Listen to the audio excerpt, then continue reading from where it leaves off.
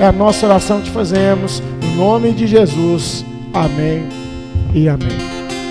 Presbítero Patrick.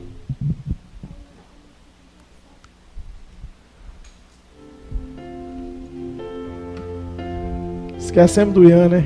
Depois nós vamos para você, Ian.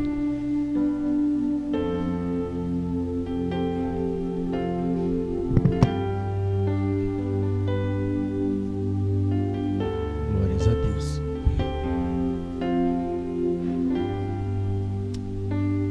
Glórias a Deus. Meus irmãos, recebam todos a paz do Senhor, amém? Louvado seja o nome santo do Senhor. Estamos alegres nesta noite por poder agradecer a Ele por todos os feitos, benefícios que Ele tem nos concedido. Queria deixar uma palavra para a meditação dos irmãos que se encontra no Evangelho de Marcos, capítulo de número 4, o verso é o de número 38. O capítulo é o de número 4 do Evangelho escrito por Marcos, o verso é o de número 38. Creio que todos nós conhecemos esta passagem, não é nada distante daquilo que você já ouviu, mas precisamos entender algumas verdades reveladas pelo Senhor através deste texto, amém? O texto diz assim: e ele estava na popa, dormindo sobre uma almofada. Então o despertaram, dizendo-lhe: Mestre, não se te dá que pereçamos? Mais uma vez. E estava ele na popa, dormindo sobre uma almofada. Então o despertaram, dizendo-lhe: Mestre, não se te dá que pereçamos? Ou em outra versão, não te importa que pereçamos? É interessante que Jesus está mais uma vez na praia do mar de Tiberíades, como de costume, ensinando toda aquela multidão que parava para o ouvir, porque eu creio que, como é, ou quem sabe com muito mais ênfase, aquilo ardia nos corações daquele povo quando Jesus falava. Porque hoje, quando lemos um texto como esse, o nosso coração ele palpita. Quando nós ouvimos a leitura de um texto bíblico, ele fala profundamente aos nossos corações. Agora eu penso como que seria ouvir Jesus ministrar, ouvir Jesus falar. Eu tenho por base, pastor, os 2 jovens a caminho de Emaús, que eles mesmos vão testemunhar. Não é bem verdade que os nossos corações ardiam enquanto ele falava? Eu quero crer que a multidão procurava Jesus, como em Lucas, capítulo de número 5, o texto diz, o verso 1, que a multidão apertava Jesus para ouvir a palavra de Deus, porque eu quero entender que aquilo mexia com eles. Aquilo que Jesus explicava, aquilo que Jesus aplicava, André, na vida deles, mexia com eles. Alguma coisa era gerada dentro deles. E Jesus está mais uma vez falando. E mais uma vez está uma multidão ouvindo. E o capítulo de número 4, Jesus vai falar uma série de parábolas. A começar pela parábola do semeador. Aquele que saiu lançando várias sementes. Uma caiu à beira do caminho, o pássaro veio e arrancou. Uma caiu na areia, não teve firmeza as suas raízes e não prosperou. A outra cai no meio dos espinhos e ficou sufocada e não germinou. Agora a outra caiu em terra boa e ali ela pôde germinar, pôde produzir frutos. Logo em seguida ele vem falar, dentre outras parábolas, a parábola da candeia. Que a candeia ela foi arquitetada para iluminar o ambiente. E ele vem nos comparando com a candeia. Também ele fala sobre a parábola do dia do semeador, que é comparado ao reino dos céus. Que ele vai dizer Um homem, ele semeou durante o dia, passou a noite, raiou o novo amanhecer, e ali aquela planta cresceu. Ele não sabe como explicar. Assim é o reino dos céus. Agora Jesus ainda vai falar sobre a fé equiparada ou comparada com um grão de mostarda. O grão de mostarda, ele é como um cisquinho da areia da praia na ponta de um dedo. É algo que é muito insignificante, é muito pequeno. Só que o próprio Cristo vai dizer que depois de semeada, regada, ela vai nascer e vai se tornar uma das maiores hortaliças, a ponto de caber inúmeros passarinhos se aninhando naquele lugar. Era Jesus dizendo: tem gente que fica preocupado em ter uma fé exorbitante, tem gente que está preocupado com tantas coisas, e Jesus está dizendo: se a sua fé for do tamanho de um grão de mostarda, ou for como um grão de mostarda, ela pode gerar grandes coisas, ela pode gerar grandes frutos. Era o que Jesus estava querendo dizer. Se a semente tão pequenininha pode gerar uma planta tão grande, a sua fé também pode. A ponto dele dizer certa feita para os seus discípulos, quando agora ele está a caminho de Jerusalém, ele passa por um pé de figueira, estava com fome, ele se aproxima da figueira porque elas tinham folhas frondosas, era uma figueira bonita de se ver, só que quando ele se aproxima não tinha fruto. Imediatamente ele lança uma palavra sobre aquela figueira, que ela jamais produziria frutos. Agora no outro dia eles estão passando no mesmo lugar, próximo à mesma figueira. Aí de repente Pedro, quem sabe, vai cutucar os seus companheiros de ministério e vai dizer: ah lá, porventura não é aquela figueira que Jesus lançou uma palavra sobre ela, a figueira estava seca.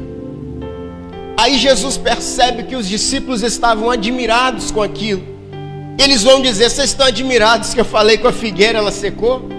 Aqui muito mais, se vocês crêem, se tiver fé, vocês vão dizer para um monte sair daqui, se precipitar no meio do mar, e ele vai obedecer. É tudo mediante a fé, é tudo mediante a sua confiança em Deus. Agora o dia vai findar. Chegado agora à tarde, o texto diz que Jesus despede a multidão, creio que já cansado, creio que querendo repousar, descansar como um ser humano qualquer, depois de um dia exaustivo, onde ele curou, onde creio que almas foram salvas, onde a palavra de Deus foi ministrada e encontrou guarida, terra fértil em corações, onde um dia em que ele pode dizer: o meu dia foi produtivo, o meu dia foi muito bem aproveitado, agora me resta descansar. Ele despede toda a multidão e vai dar uma ordem aos discípulos: olha, vamos entrar no barco, entremos e atravessemos para o outro lado. A ordem foi essa: entremos e atravessemos para o outro lado.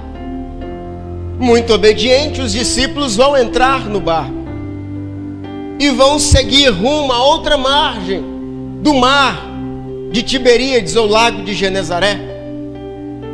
Só que algo vai acontecer. No meio do mar o vento vai aumentar a sua intensidade. O vento vai soprar mais forte e com isso as ondas vão se levantar. Os barcos daquela época eram barcos simples, eram barcos movidos a remos, a velas.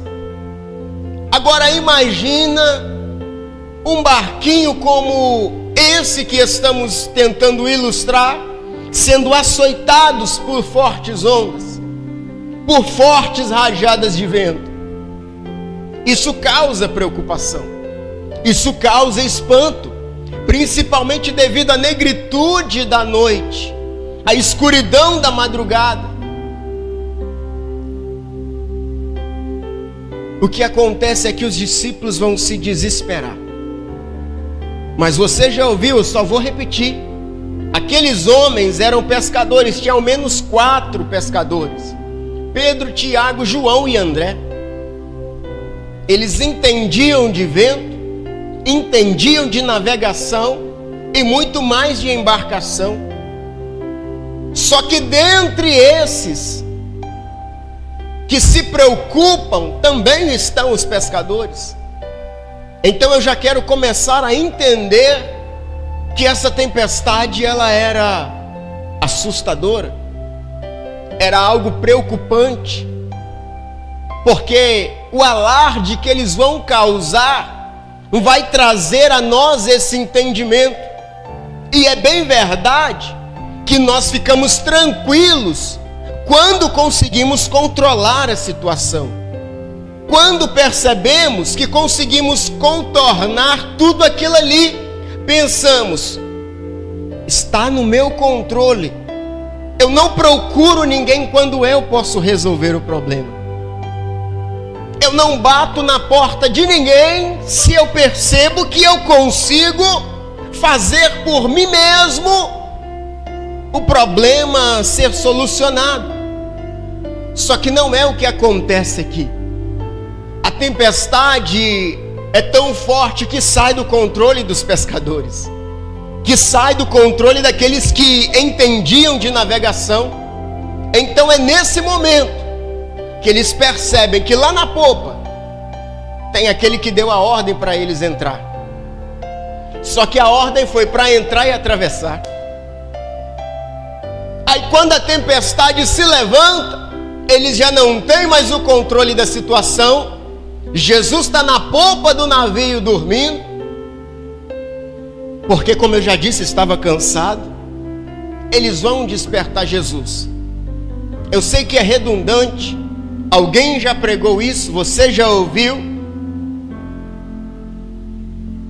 que o vento forte não acordou Jesus, as fortes ondas não despertaram Jesus, o assovio do vento na madrugada não despertou Jesus, o ringir da madeira da embarcação não incomodou Jesus a ponto dele acordar. Mas o que despertou Jesus foi o clamor dos seus discípulos, foi o pedido de socorro dos discípulos. E quando eles chegam até Jesus, no verso 38 que lemos, eles vão dizer: Mestre, não te importe que pereçamos?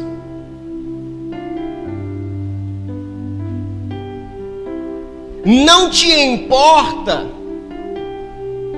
que estamos à beira de um naufrágio? E é muito do ser humano. Isso é muito do ser humano. Querer procurar alguém para depositar a culpa. Porque eles foram procurar Jesus, não simplesmente com um pedido de ajuda que eles estão dizendo aqui: foi o Senhor que mandou a gente entrar aqui. Olha a situação que se formou agora, e o Senhor está dormindo. Eles estavam como que dizendo: a responsabilidade é do Senhor. A gente podia estar quieto lá na margem, a gente podia ter caçado outro rumo. Nós obedecemos a tua ordem, e o Senhor está aí dormindo enquanto o vento sopra. E o Senhor está aí descansando, enquanto nós estamos aqui atribulados com essa tempestade que se levantou. O Senhor não se importa conosco, nós vamos perecer. Mas espera aí, a ordem foi para entrar e atravessar. E a última parábola que Jesus fala antes de entrar no barco é sobre a fé. A última parábola que Jesus expõe antes de dar a ordem para entrar no barco é sobre a fé. A aí agora, quando eles estão no meio da situação contrária, peraí, o Senhor não está preocupado com a gente. Só que já tinha uma palavra liberada. Nós vamos entrar e vamos atravessar. A ordem não foi, nós vamos tentar atravessar, não. A ordem não foi, nós vamos ir e vamos ver se dá para atravessar, se não der a gente volta. Nós vamos um pouco mais à frente e ver como está a situação, se não der a gente... Não, a ordem foi para entrar e atravessar. Patrick, não estou entendendo, eu vou começar a pregar agora e você vai entender. Tem momentos em nossas vidas, ou por que não dizer, todos que estão aqui têm uma promessa, todos que estão aqui receberam uma palavra, todos que estão aqui já tem algo dos céus liberado sobre a tua vida, sobre o teu futuro. E quando esta palavra é liberada sobre as nossas vidas, nós já ilustramos como será em nossa mente. Nós já começamos a criar uma certa expectativa quanto a isso. Só que no meio do caminho, nós começamos a perceber, Dani, que não é como o desenho da nossa cabeça. A promessa foi feita por Deus, só que como isso aos nossos olhos ainda é invisível, a nossa mente começa a desenhar. Então nós já planejamos tudo, já arquitetamos tudo dentro da mente. Só que no momento que algo sai daquilo que planejamos em nossa mente, espera aí, Deus não está nesse negócio. Por quê? Porque simplesmente saiu do desenho da sua cabeça, aí você já começa a questionar, mas Deus falou, sim, Ele falou. Mas Deus disse que ia atravessar, sim, Ele falou, mas e o vento forte soprando? E a tempestade se levantando? E o barco quase naufragando? Peraí. Quem disse que não teria tempestade? Quem garantiu que o vento não ia soprar ao contrário? Foi quem que falou que não teria adversidade? A ordem foi, nós vamos entrar e atravessar. Agora a expectativa de que não teria problemas foi sua. O desenho que você mentalizou é fruto da sua mente. Deus disse que você tem uma promessa, sim, só que antes do cumprimento da promessa tem o processo. Patrick, mas o processo muitas das vezes sai do meu controle, o processo muitas das vezes não está enquadrado com aquilo que eu queria viver, o processo muitas das vezes não faz parte do meu planejamento. Sim, só que eu preciso te dizer, os percalços do meio do caminho não vai impedir você de chegar no seu destino final. As intempéries do processo não são para te parar, são para que você chegue com êxito, com força, com vigor, com a garantia de que todo o processo, o Deus da promessa está. Aí quando a adversidade se levanta, mas Senhor, e cadê a promessa? A promessa ainda está no tempo. Mas espera aí, eu não ia chegar. Você vai, mas e esse vento? Isso não vai impedir você de chegar. Alamanto coiacé. Me andará se calabarô choquené rabá. Tem muita gente, me permita dizer, que está com espírito de frouxidão, só porque no meio do caminho o vento começou a soprar, o barco começou a balançar, aí já imagina que Deus não está no negócio. Filho, Ele te garantiu a travessia, não te isentou de problema no caminho. O que você precisa entender é isso. O que você precisa entender é isso.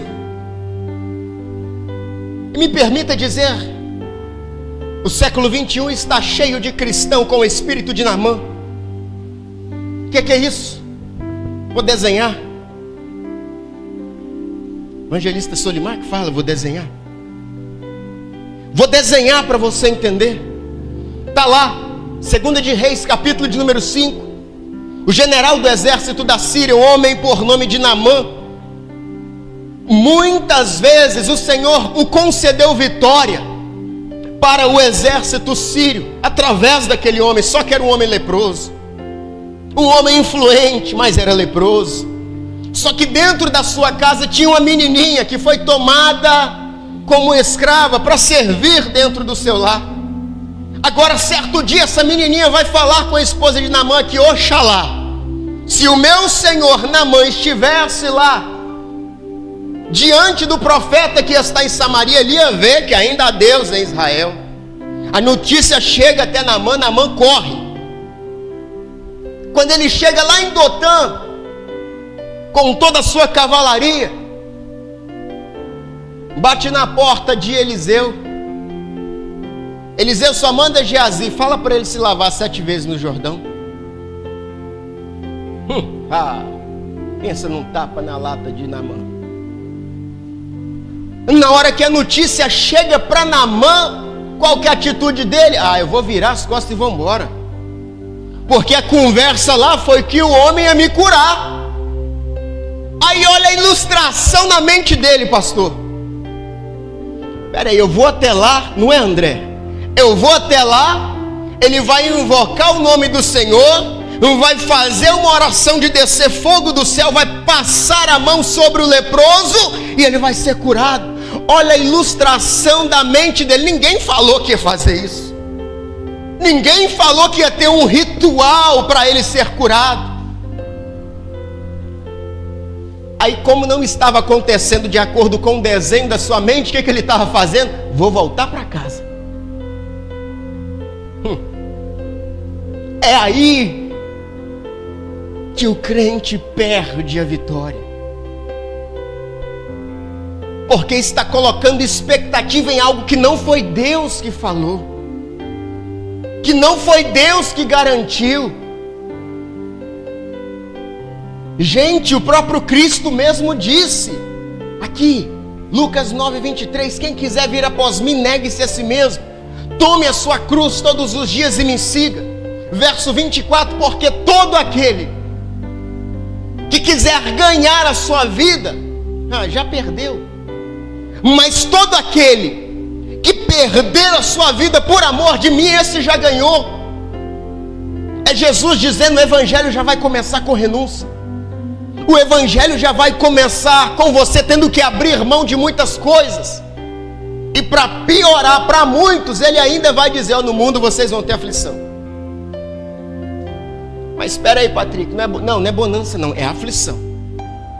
Ele já deixou bem claro, Jesus não enganou ninguém.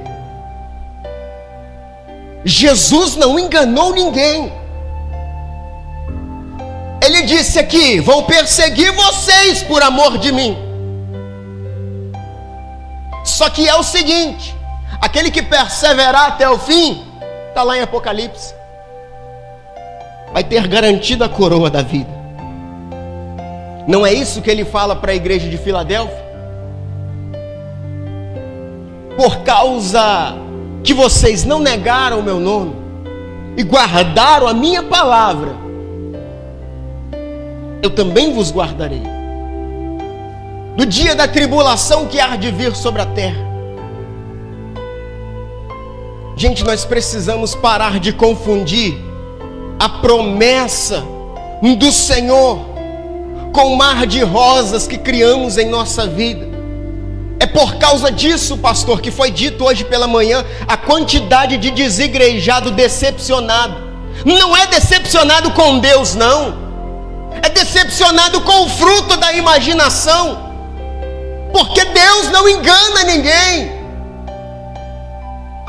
Eu não vi na Bíblia Sagrada Deus enganando ninguém.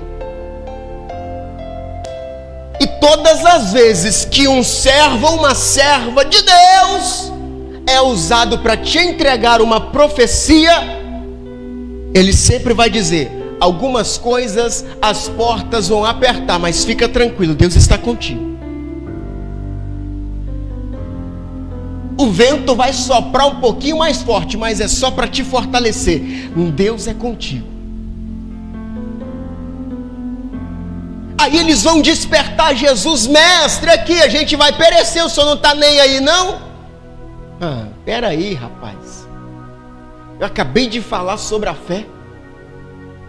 Não precisa de muita coisa não. Vocês não vão precisar caminhar sobre as águas não. Vocês não vão precisar fazer nada mitológico aqui não. O que a gente vai fazer então? Só observa. Ô vento, dá um tempo aí. Ô mar, te acalma, fica tranquilo. O texto diz que imediatamente segue-se a bonança. Aí Jesus vai ter que dar um puxão de orelha. Falei: peraí, rapaz, onde é que está a fé de vocês?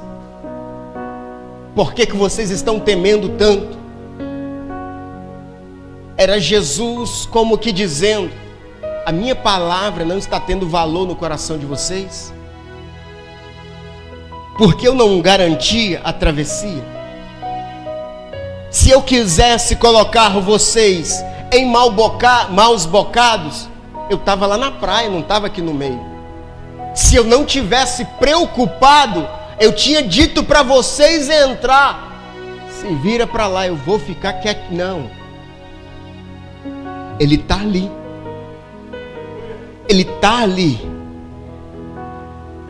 Eu vou falar até você entender. O vento está soprando, mas ele está ali. As ondas estão batendo forte, mas ele está ali. O medo está tomando conta, mas ele está ali. A noite é escura, mas ele está ali. Patrick, não estou entendendo. Meu filho, ele não te faz a promessa e fica lá de braços cruzados esperando você chegar no cumprimento. Não, ele te pega pela mão e sai caminhando com você. Mas e se no meio do caminho ficar difícil? Fica tranquilo, porque ele te pega no colo. Mas parar no meio você não para. Mas parar porque não. Fica de pé.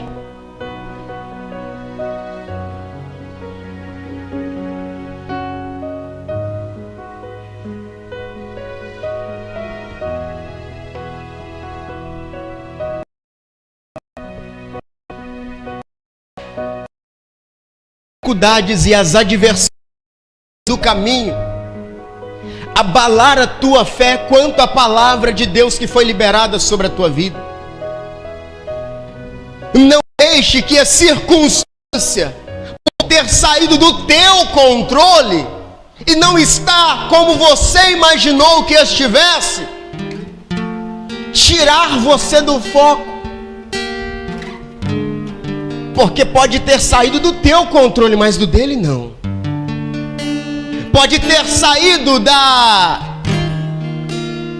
do seu pensamento ou da sua imaginação, mas do dele permanece do mesmo jeito, do mesmo modelo, pois a palavra dele não muda, ela é garantida, ela é imutável, e a certeza é: nós vamos entrar aqui e vamos chegar do outro lado, nós vamos embarcar aqui e vamos desembarcar do outro lado. Parece que eu estou ouvindo o mesmo Espírito que falou com Paulo lá em Atos capítulo 28, quando estavam dentro de uma embarcação indo para a ilha de Malta. Se levanta uma grande tempestade, todos os marinheiros e passageiros se perturbam, mas a palavra de Deus para Paulo é: fica tranquilo, porque ninguém vai morrer, ninguém vai morrer. O que ele estava dizendo? Vocês vão chegar do outro lado. É Deus dizendo: a promessa vai se cumprir, a promessa vai se cumprir. A minha palavra é fiel, a minha palavra é fiel, a Eu estou vendo gente chorando aqui nesse lugar já. É sinal de que a palavra está encontrando guarida em corações nessa noite.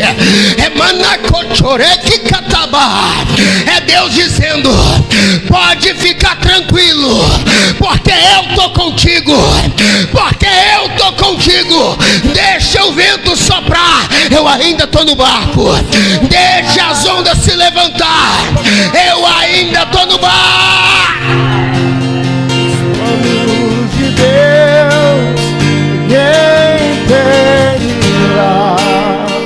Pode o vento soprar, pode se abalar.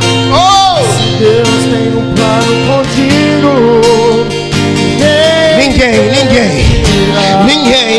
ninguém.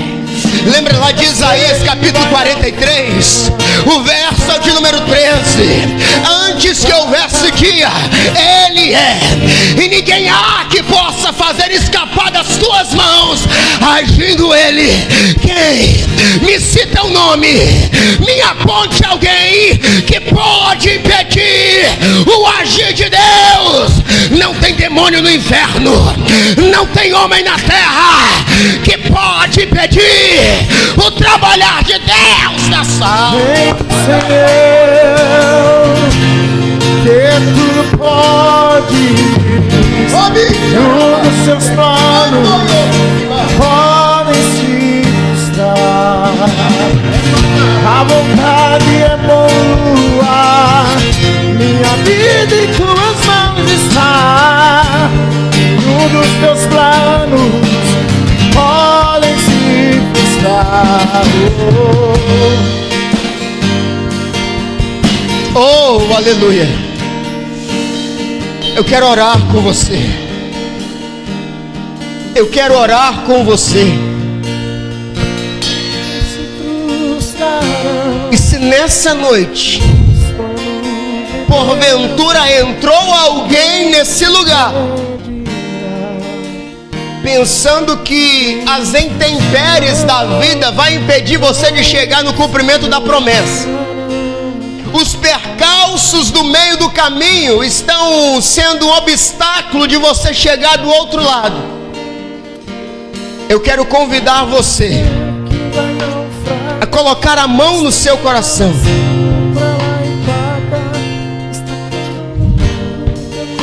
É nascerabai. Entosicantaia. Emanho choria seca. Eneno nociaio locaba. Tem caminhos sendo restaurados nesse lugar. Já foi ministrado aqui na virada de ano, já foi relembrado pelo pastor aqui nesta noite. Você já chegou muito longe para voltar. Você já chegou muito longe para voltar. É menanacheca. Olha, manoca. Olha o que o Espírito Santo de Deus sopra no meu ouvido nesse momento. Tem tanta gente que já enfrentou problemas em 2015, em 2016, 19, 2020, 2021. Olha você firme e forte aqui em 2022. Não entendi, Patrick. É Deus dizendo: você é muito mais forte do que o vento que sopra. Você é muito mais valente do que aquele valente que se levanta contra você. Muitas das vezes você está chorando de barriga cheia, simplesmente porque não conhece o Pai que tem. Porque o dia que você entender o Pai que você tem, você percebe que vento não te para, calúnia não te para, decepção não te para, espinhos não te para, afronta não te para, situação financeira não te para, decepção amorosa não te para. É Deus dizendo: você é mais forte. É Deus dizendo: você é mais valente. É Deus dizendo: eu estou contigo. Você vai longe. Mas olha só quem vem aí, andando andando sobre as águas, parece que é Jesus. Andando sobre as águas, parece que é Jesus. Oh, Espírito de Deus, Senhor, está aí a tua igreja, está aí o teu povo que ouviu a tua palavra. E papai, eu tomei o cuidado de dizer somente aquilo que o Senhor soprara em meus ouvidos. Muito obrigado por ainda falar comigo. Senhor, eu estou contemplando lágrimas sendo derramadas. Isso aí a minha formação não tem poder para fazer. Simplesmente a presença do teu Santo Espírito se movendo nesse ambiente. Papai querido, eu convido e faço um pedido ao Senhor. Começa a ministrar em cada coração. Começa a ministrar em cada coração, papai. Oh, meu Deus. Eu sei, pai. Eu sei que entrou pessoas aqui nesta noite desacreditadas, pensando que estão sozinhas. Oh. Papai querido, que nesse momento o teu Santo Espírito possa abraçá-la nesse lugar. Emanai Aravá, que antosi rememantakai. Ei Aravai Oxokená. Espírito Santo de Deus, ministra nesse coração quebrantado. Papai querido, restaura essa alma batida. Meu Deus, coloca de pé mais uma vez. Oh, papai querido, esse espírito de Elias pedindo a morte debaixo do zimbro vai bater em retirada nesse momento, porque o Senhor está descendo com pão fresco, o Senhor está descendo com água da fonte para restaurar a força desse irmão, para restaurar a força dessa irmã, para colocar de pé mais uma vez. Desce, desce, desce, desce, desce,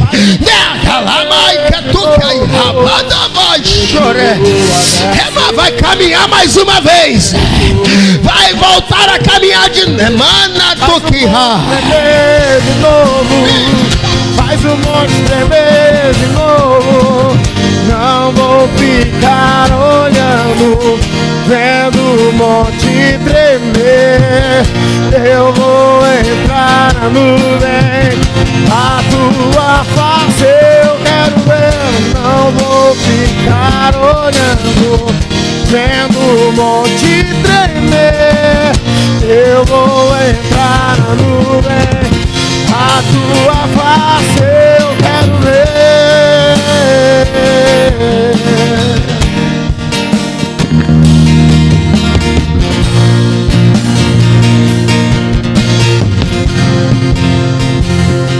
Ainda que